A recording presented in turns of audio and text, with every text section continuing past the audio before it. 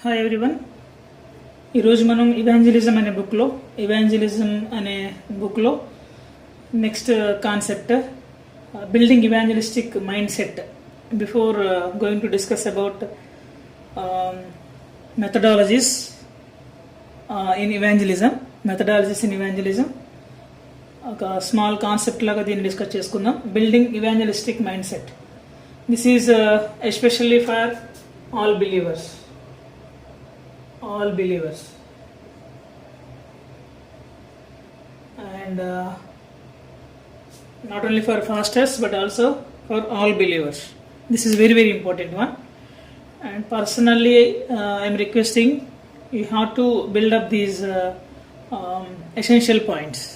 Okay, so building evangelistic mindset, అలా మనం మన మైండ్ సెట్ని స్వార్థ వైపు బిల్డప్ చేసుకోవాలి, నిర్మించుకోవాలి అని. ఓకే, స్వార్థపరమైన విషయాలతో మనం ఎలా మన మైండ్ సెట్ని నింపుకోవాలి అని. So why should we evangelise? మనం ఎందుకు స్వార్థీకరించబడాలి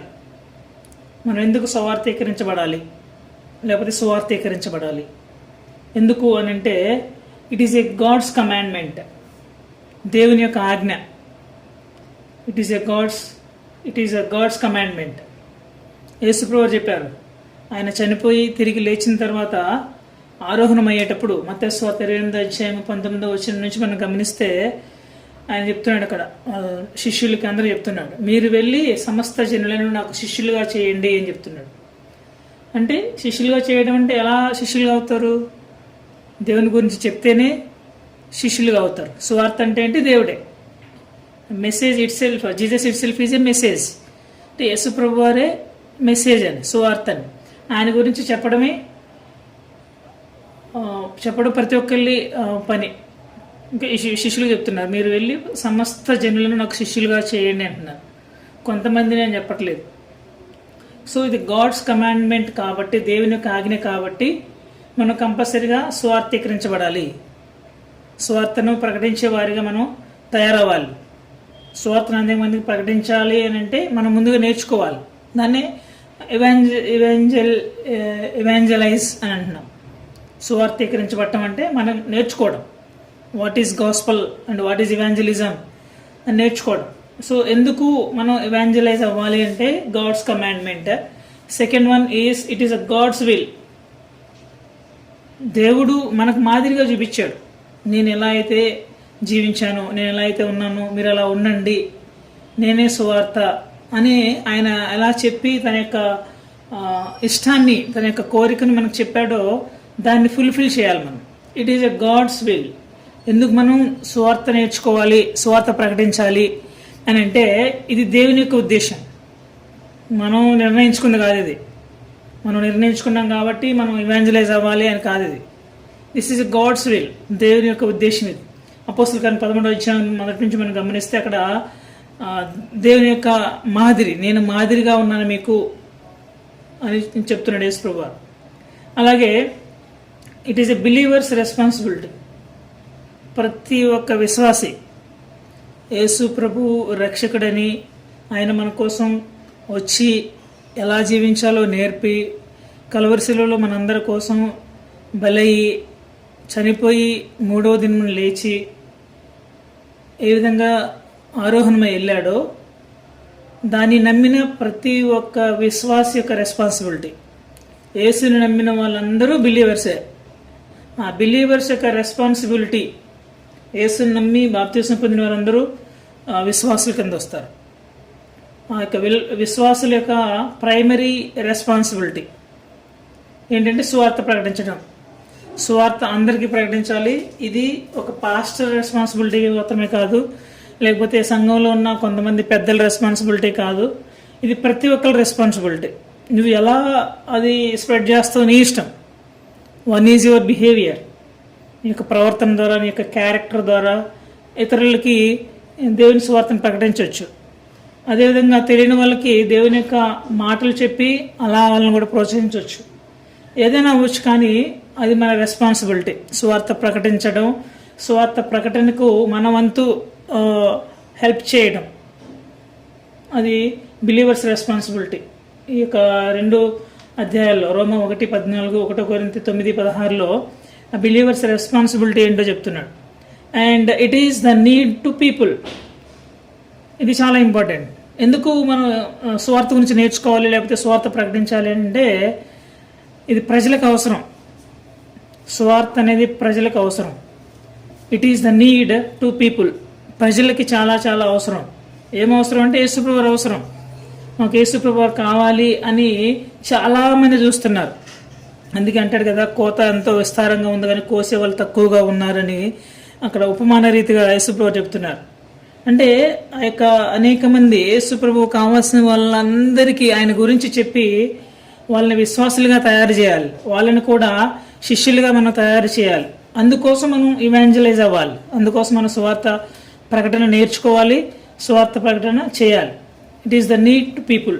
రోమా 3:23 అలాగే అదేవిధంగా 5:12లో కొన్ని విషయాలు మనం గమనిస్తే ఆ యొక్క అవసరత ఎలా ఉంది అని చెప్తున్నాడు.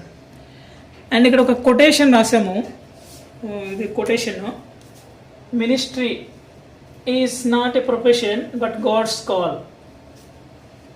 This is a quotation. Previous క్లాస్లో కూడా ఒక కొటేషన్ రాసాము. So ministry is not a profession but it's God's call. ఇది వృత్తి కాదు. చాలామంది గమనించాల్సిన విషయం ఇది. సువార్త ప్రకటన, మినిస్ట్రీ, సంఘ పరిచర్య అనేది వృత్తి కాదు, వ్యాపారం చేసుకునే వృత్తి కాదు. ఇది గాడ్స్ కాల్, దేవుని పిలుపు. ఎవరు పిలిచారు? దేవుడు పిలిచారు. ఇది మనంతగా మనం రావడానికి లేదు. ఇక్కడ ఏదో ఇది చేస్తే ఎంత వస్తుంది, ఇది ఆశించవచ్చు అని మనం ఏదో సంపాదన కోసము లేకపోతే మన పేరు ప్రఖ్యాతల కోసము చేసేది కాదు. ఇది ministry is not a profession but God's call. ఇది వృత్తి కాదు, ఇది దేవుని పిలుపని గ్రహించాలి. సో ఇది చాలా చాలా ఇంపార్టెంట్ ప్రతి ఒక్కళ్ళు. ఓకే, సో దెన్ స్వార్థీకరణకు ముందు మనం కొన్ని విషయాలు గమనించాలి. పైనేమో ఎలా స్వార్థీకరించబడాలి, ప్రతి ఒక్కరు బిలీవర్స్ ప్రతి ఒక్కళ్ళు స్వార్థీకరించబడాలి. ఎందుకు అని అంటే ఇది దేవుని ఆజ్ఞ, ఇది బిలీవర్స్ రెస్పాన్సిబిలిటీ, దేవుని యొక్క ఉద్దేశము, ప్రజలకు అవసరము అని చెప్పేసి మాట్లాడుకున్నాం. అదేవిధంగా ఆ స్వార్థీకరణకు ముందు మనం ఇంకేం గుర్తుపెట్టుకోవాలి, స్వార్థ ప్రకటనకు ముందు ఇంకేం గుర్తుపెట్టుకోవాలంటే ట్రూ గాస్పల్ ఏంటో తెలుసుకోవాలి. నువ్వు ప్రకటించాలంటే నీకు తెలియాలి కదా, ఏది ట్రూ గాస్పల్ ఏది ఫాల్స్ గాస్పల్ నీకు తెలియాలి కదా. So first before going to evangelise, స్వార్థ ప్రకటించే ముందు స్వార్థ గురించి నువ్వు నేర్చుకోవాలి. స్వార్థ గురించి నువ్వు నేర్చుకోవాలి. ట్రూ గాస్పల్ ఏంటి అని నువ్వు నేర్చుకోవాలి. మన ప్రీవియస్ క్లాసెస్లో what is evangelism and message in evangelism and in the same manner what are the false gospels, what is the true gospel, ఇవి తెలుసుకున్నాం. సో తర్వాత మనం మిగతా కాన్సెప్ట్ డిస్కస్ చేస్తాము. మెథడాలజీస్, అదేవిధంగా కొన్ని మత శాఖలు, ఇతర మతాలు, మంత్ర విద్యలు, తంత్ర విద్యలు, ఇలాంటి వాటి గురించి మనం తర్వాత డిస్కస్ చేస్తాము. సో ట్రూ గాస్పల్ గురించి తెలియాలి ఫస్ట్ ఆఫ్ ఆల్. అదేవిధంగా రెస్పాన్స్ డిపెండ్స్ ఆన్ గాడ్. ఒకవేళ నేను స్వార్థ ప్రకటించాను, స్వార్థ ప్రకటన జరిగిన తర్వాత ఆ రెస్పాన్స్ అనేది విన్న వ్యక్తి ద్వారా రావాలి. విన్న వ్యక్తి రెస్పాన్స్ డిపెండ్స్ ఆన్ గాడ్. అది చెప్పిన వాళ్ళని బట్టి కాదు. Response depends on God. విన్న వ్యక్తి యొక్క రెస్పాన్స్ అనేది ఒక పాస్ట్ గారు చెప్తేనో లేకపోతే ఇంకొక బిలీవర్ చెప్తేనో ఎలా అయినా అవ్వచ్చు, వారికి సువార్త ఎలా అయినా ప్రకటించబడవచ్చు. కానీ ఆ వ్యక్తి రెస్పాన్స్ అనేది దేవుని మీద డిపెండ్ అయి ఉంటుంది. దేవుడు తనకి ఇష్టమయ్యి దేవుడు తనని అట్రాక్ట్ చేస్తే, దేవుడిని ఆ యొక్క వ్యక్తి తన యొక్క జీవితంలోకి ఆహ్వానిస్తే అప్పుడు అతను మారడం, బిలీవర్గా మారడం జరిగింది. అంతేకాని ఒక వ్యక్తి మారడం అనేది మన చేతిలో లేదు. ఒక అవినీతి పరుణ్ణి లేకపోతే ఒక అవిశ్వాసిని ఒక విశ్వాసిగా లేకపోతే నీతిమంతుడిగా మార్చడం అనేది మనం ఏమీ చేసి అని మార్చలేము. అది దేవుని వల్లే సాధ్యమైంది. దేవుడు ఆకర్షించితేనే కానీ నన్నెవరూ తెలుసుకోలేరు, నన్నెవరు ఆకర్షించలేరు అని చెప్తాడు. అంటే దేవుడు ఆకర్షించాలి ఆ యొక్క వ్యక్తిని. ఆ యొక్క ఆకర్షించేలాగా ఆ యొక్క వ్యక్తి ప్రవర్తన ఉన్నప్పుడు దేవుడు అతన్ని ఆకర్షించి, దేవుడు అతన్ని మార్చి, దేవుడు అతన్ని బిలీవర్గా మారుస్తాడు. So response depends on God. ఈ యొక్క గాస్పల్ విన్న వ్యక్తి, సువార్త విన్న వ్యక్తి యొక్క మరి మార్పు అనేది, అతడు బిలీవర్గా మారడం అనేది దేవుని మీద డిపెండ్ అయి ఉంటుంది, పాస్టర్ మీద డిపెండ్ అయి ఉండదు. పాస్టర్ని దేవుడు వాడుకున్నాడు అంతే. ఆ రోజు ఐగుప్తు మరి చెర నుంచి ఇశ్రాయేలులందరినీ కాపాడడానికి దేవుడు మోషేను వాడుకున్నాడు. అది మోషే వల్ల వాళ్ళు విడుదల పొందలేదు, మోషే వల్ల విడుదల పొందలేదు, దేవుని వల్లే వాళ్ళకి విడుదల వచ్చింది, కానీ మోషే వల్ల రాలేదు. Best example that is. అది గుర్తుపెట్టుకోవాలి. Response depends on God. విన్న వ్యక్తి యొక్క బిలీవ్నెస్ అనేది, నమ్మకం అనేది దేవుని మీద ఆధారపడి దాన్ని బట్టి ఉంటుంది, దేవుని మీదే ఆధారపడి ఉంటుంది. And not simply methodology. అదే విషయాన్ని ఒకవేళ మీరు చెప్పిన మెథడ్ వల్ల మారాడేమో అని అనుకుంటారేమో. నేను ఇలా ఒక స్క్రీన్ వేసి చెప్పాను, ఒక వీడియో చూపించాను, అందుకే ఒక వ్యక్తి మారాడు, లేకపోతే కొంతమంది టెస్ట్ మనీస్ చూపించాను, విన్నాడు, అందుకే మారాడు అని అనడానికి లేదు. Not simply methodology. మనం చెప్పిన విధానాన్ని బట్టి మారడు, లేకపోతే మనం చెప్పిన దాన్ని బట్టి మారడు. That is depends on God. దేవుని యొక్క చిత్తం ప్రకారమే ఆ యొక్క వ్యక్తి మారడమా మారకపోవడం అనేది ఉంటుంది. And in the same manner Holy Spirit గురించి కూడా ఒక పాయింట్ మనం డిస్కస్ చేయాలి. హోలీ స్పిరిట్ అంటే పరిశుద్ధాత్ముడు సువార్త ప్రకటించడు. ఇది గుర్తుపెట్టుకోవాలి. ఎప్పుడైతే ఒక విశ్వాసి మారి బాప్తిసం ద్వారా మరి ఒక బిలీవర్గా మారతాడో, రక్షణ పొందుతాడో, అప్పుడు హోలీ స్పిరిట్ పరిశుద్ధాత్మ దేవుడు మన జీవితం, మన యొక్క హృదయంలోకి వస్తాడు. వచ్చినప్పుడు ఆ యొక్క మారిన వ్యక్తి తనకున్న ఆలోచనలు, తనకు వచ్చిన ప్రతి ఆలోచనని హోలీ స్పిరిట్కి చెప్పాలి. హోలీ స్పిరిట్ మన హృదయంలో ఉండి అడుగుతూ ఉంటాడు, లేకపోతే మన హోలీ స్పిరిట్ని అడగాలి, ఇది చేయాలా, ఇది చేయొద్దా, నాకు ఇలాంటి ఆలోచన వచ్చింది, లేకపోతే నేను ఈ పని చేయాలనుకుంటున్నాను, చేయాలా చేయొద్దా. మనం హోలీ స్పిరిట్ని అడిగినప్పుడు he will guide, Holy Spirit will guide. So సువార్త ప్రకటించదు, కానీ విశ్వాస ద్వారా తన యొక్క టెస్ట్ మనీని అవ్వచ్చు, లేకపోతే తన యొక్క జీవితంలో జరిగిన కార్యాలని విశ్వాస ద్వారా ప్రకటిస్తాడు హోలీ స్పిరిట్. పరిశుద్ధాత్ముడు విశ్వాసాన్ని ఉపయోగించుకొని ఆ విశ్వాస ద్వారా స్వార్థ ప్రకటన చేస్తాడు. హోలీ స్పిరిట్ ఫుల్ ఫ్లెడ్జ్డ్గా డైరెక్ట్గా స్వార్థ ప్రకటించడు. స్వార్థ ప్రకటన హోలీ స్పిరిట్ ఒక విశ్వాస ద్వారా ప్రకటిస్తాడు. గుర్తుపెట్టుకోవాలి. సో హోలీ స్పిరిట్కి మనం అవకాశం ఇవ్వాలి. హోలీ స్పిరిట్ మనం మారినప్పుడు మన హృదయంలో ఉంటాడు.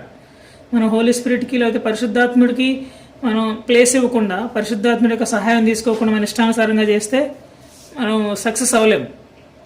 కాబట్టి విశ్వాసి ద్వారా ప్రకటిస్తాడు Holy Spirit. And in the same manner Holy Spirit requires personal response. అదే ఇక్కడ మనం డిస్కస్ చేసుకున్నాము. పరిశుద్ధాత్మ దేవుడు పర్సనల్ రెస్పాన్స్, ఆ యొక్క ఎక్స్ అనే వ్యక్తిలో పరిశుద్ధాత్మ దేవుడు ఉన్నాడు అనుకోండి. ఈ ఎక్స్ అనే వ్యక్తి ఈ పరిశుద్ధాత్మ దేవుణ్ణి అడగాలి ఏం చేయాలి ఏంటి అని. అదే రెస్పాన్స్ అన్న పర్సనల్ రెస్పాన్స్. పర్సనల్ రెస్పాన్స్ అతను అడగాలి. అతను పరిశుద్ధాత్మ అడిగినప్పుడు ఓకే ఇది చేయొచ్చా, ఇది చేయకూడదా, ఇలా ఉండొచ్చా, ఇలా ఉండకూడదా అని పరిశుద్ధాత్మ మనకు బోధిస్తాడు, మనకు చెప్తాడు. దాన్ని బట్టి మనం రెస్పాండ్ అవుతూ ఉంటాం. ఓకే, సో మనం అడగాలి. పర్సనల్ రెస్పాన్సిబిలిటీ, మన రెస్పాన్సిబిలిటీ అది హోలీ స్పిరిట్ని అడగడం అనేది. Holy Spirit requires personal response. నేను ఎంత రెస్పాండ్ అయ్యి హోలీ స్పిరిట్ మీద డిపెండ్ అవుతానో దాన్ని బట్టి నేను ప్రకటిస్తాను, విశ్వాసం ప్రకటిస్తాడు. ఇది జనరల్ పాయింట్, ఇది గుర్తుపెట్టుకోవాలి. అలాగే it brings sufferings. So evangelise అన్నప్పుడు ఇక్కడ ఇట్ అంటే ఇవాంజలైజ్. ఇక్కడ మనం ఇవాంజలిజం గురించి డిస్కస్ చేస్తాం. బిల్డింగ్ ఇవాంజలిస్టిక్ మైండ్ సెట్ అంటున్నాం. మనం స్వార్థీకరణ చేయాలంటే, స్వార్థకరమైన స్వార్థకు సంబంధించిన మైండ్ సెట్ని మనం బిల్డప్ చేసుకోవాలంటే ఆ ప్రాసెస్లో కొన్ని కష్టాలు కూడా వస్తాయి, సఫరింగ్స్, కొన్ని బాధలు వస్తాయి, కొన్ని కష్టాలు వస్తాయి, కొన్ని నష్టాలు వస్తాయి, కొన్ని అవమానాలు వస్తాయి, ఏదైనా అవ్వచ్చు. It brings some sufferings. వాటిని మనం బేర్ చేయగలగాలి, తట్టుకోగలగాలి. సో దానికి కూడా దేవుడు మనకు సహాయం చేస్తాడు. So it brings some sufferings. సువార్త ఇవాంజలైజ్ అయ్యే టైంలో, సువార్త ప్రకటించేటప్పుడు కానీ, సువార్త నేర్చుకునేటప్పుడు కానీ, మనం దేవునికి దగ్గరగా జరిగే ప్రాసెస్లో కొన్ని సఫరింగ్స్ వస్తాయి. అందుకని శ్రమదినమున నీవు కృంగినీళ్ళ చేతగాని వాడు అవుతావు అని ఏ విధంగా పేతురు గారు చెప్తున్నారు, అదేవిధంగా మనకు కూడా కొన్ని శ్రమలు వస్తాయని మనం గ్రహించాలి. And every believer must trained, ఇది చర్చ్ రెస్పాన్సిబిలిటీ. మనం యేసుప్రభువు చెప్పిన కమాండ్మెంట్ ఏంటి? మీరు వెళ్ళి సమస్త జనులను నాకు శిష్యులుగా చేయండి అని ఇక్కడ చెప్పారు మత్తయి సువార్త 8:19. సువార్త ప్రకటించాలంటే ఫస్ట్ మనం ఏం చేయాలి? ట్రైనింగ్ తీసుకోవాలి. Trained, must trained.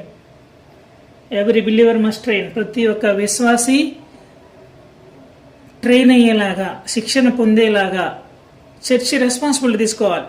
చర్చిలో ఉన్న ప్రతి ఒక్క విశ్వాసి, యేసు ప్రభువుని నమ్మిన వాళ్ళందరూ, జనరల్గా చర్చిలో అందరూ బిలీవర్సే ఉండాలి. ప్రజెంట్ జనరేషన్లో బిలీవర్స్కి ఒక మీటింగు, అన్బిలీవర్స్కి ఒక మీటింగ్ పెట్టడం కుదరట్లే కాబట్టి అందరూ కలిసే ఉంటున్నారు. జనరల్గా అయితే చర్చ్ అంటే కాల్డ్ పీపుల్, బిలీవర్స్కి మనం బోధిస్తూ ఉంటాం, అన్బిలీవర్స్కి ప్రకటించాలి. సో ఇక్కడ మనం బిలీవర్స్ టీచ్ చేసినప్పుడు they will train. Teaching must be done in the church. చర్చ్లో ప్రతి ఒక్క బిలీవర్ ట్రైన్ అయి ఉండాలి about God, about the evangelism, about the true gospel, ఇవన్నీ తెలిసి ఉండాలి. సో ఆ విధంగా ట్రైన్ అయి ఉండాలి. And in the same manner every believer must and should have a good testimony. మంచి సాక్ష్యం కలిగి ఉండాలి. ఎక్కడ? With in the church. First of all with in the church మనం మంచి వ్యక్తి, good character, is a good believer, ఇలాంటి testimonies కలిగి ఉంటే we can able to evangelise, we can teach gospel to others. మిగతా వాళ్ళని మన విశ్వాసాలుగా మార్చవచ్చు. మనకే మంచి టెస్టిమనీ లేదనుకోండి, మనమే మంచి బిహేవియర్ లేదనుకోండి చర్చ్లో, హూ విల్ బిలీవ్? అందుకే కంపల్సరీగా ట్రైన్ అయి ఉండాలి. అండ్ గుడ్ టెస్టిమనీ, మంచి సాక్ష్యం కలిగి ఉండాలి చర్చ్లో. ఇది జనరల్గా అయితే చర్చ్ చూసుకోవాలి. చర్చ్ రెస్పాన్సిబిలిటీ ఏంటంటే వచ్చిన ప్రతి ఒక్క బిలీవర్ని దేవునిలో డెప్త్గా నడిపించాలి, దేవుని యొక్క జ్ఞానాన్ని పెంపొందించాలి. What is a salvation, what is a gospel, ఇవన్నీ మనం చెప్పాలి వాళ్ళకి. వాట్ ఈజ్ ఎ సిన్, ఈ యొక్క విషయాలన్నీ తెలియాలి. How you can face this sin, sin ఎలా ఓవర్కమ్ చేయొచ్చు అని మనం ట్రైన్ చేసినప్పుడు they will get some knowledge about God. Then they will in the same అయినా they have good testimony. Then only we can evangelize. అప్పుడే మనం సువార్త ప్రకటించగలం.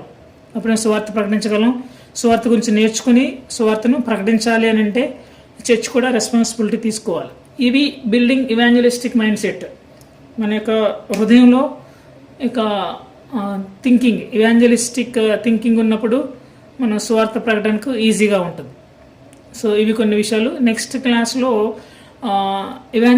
Evangelism methodologies discuss చేద్దాం. Thank you.